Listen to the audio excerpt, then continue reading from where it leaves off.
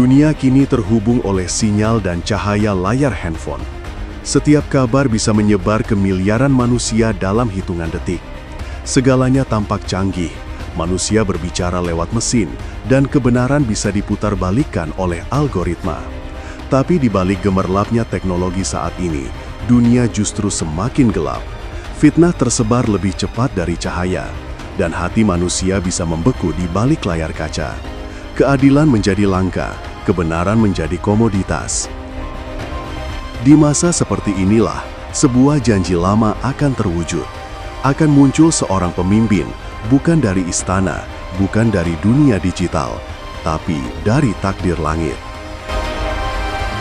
Dialah Imam Mahdi, sang pembawa keadilan di akhir zaman.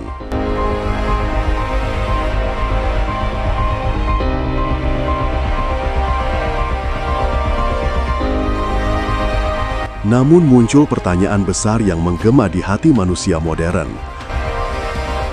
Akankah Imam Mahdi muncul di tengah maraknya teknologi ini?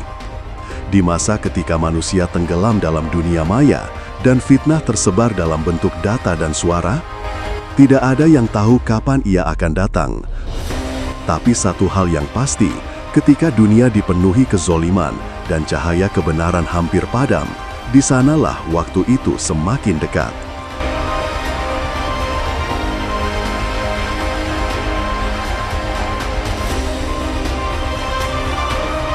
Siapakah Imam Mahdi?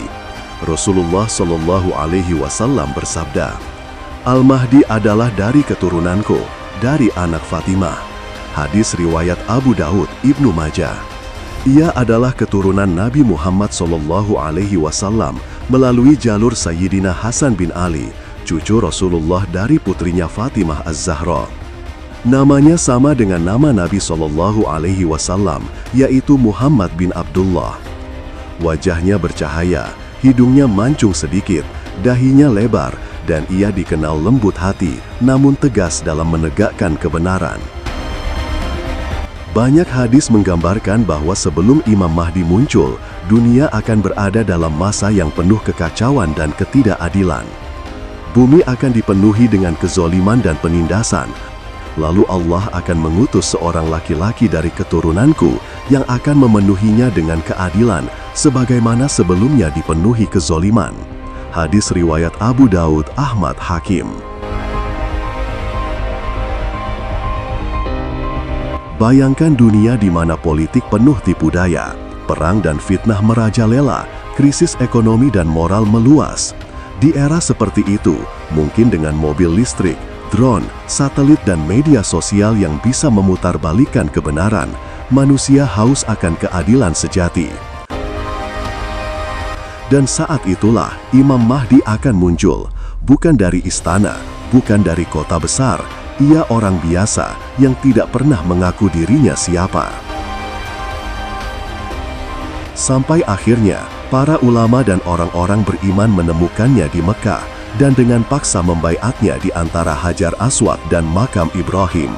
Rasulullah Shallallahu Alaihi Wasallam bersabda, Al-Mahdi akan dibaiat di antara rukun yaitu Hajar Aswad dan makam yaitu Ibrahim.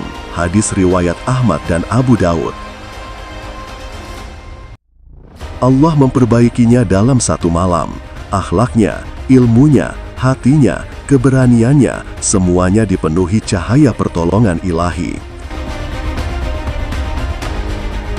Dan dari saat itu, dunia tidak lagi sama. Saat itu, dunia sedang kacau.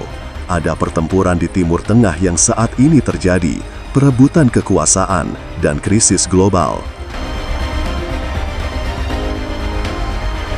Namun di Mekah, ia akan diangkat, bukan karena ambisi, tapi karena takdir Allah. Setelah diangkat, Imam Mahdi akan memimpin umat Islam yang tersisa di jalan kebenaran. Allah akan menurunkan keberkahan luar biasa. Bumi mengeluarkan hasil terbaiknya, langit menurunkan hujannya, dan manusia hidup dalam keadilan dan keamanan. Umatku akan menikmati masa itu, suatu masa yang belum mereka alami sebelumnya. Langit menurunkan hujan, bumi mengeluarkan tumbuhannya, dan harta akan berlimpah.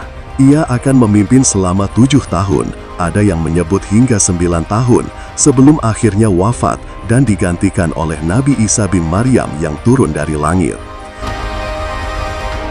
Keduanya akan bertemu dan bekerja sama melawan musuh besar umat manusia, yaitu Dajjal.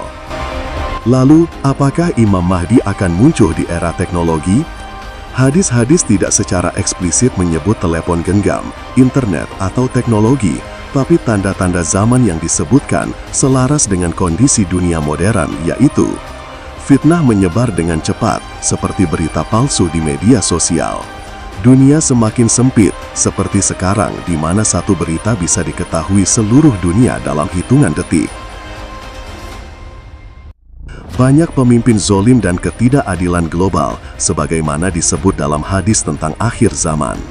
Artinya, bisa jadi Imam Mahdi akan muncul di era teknologi sudah sangat maju, termasuk HP, internet, bahkan AI.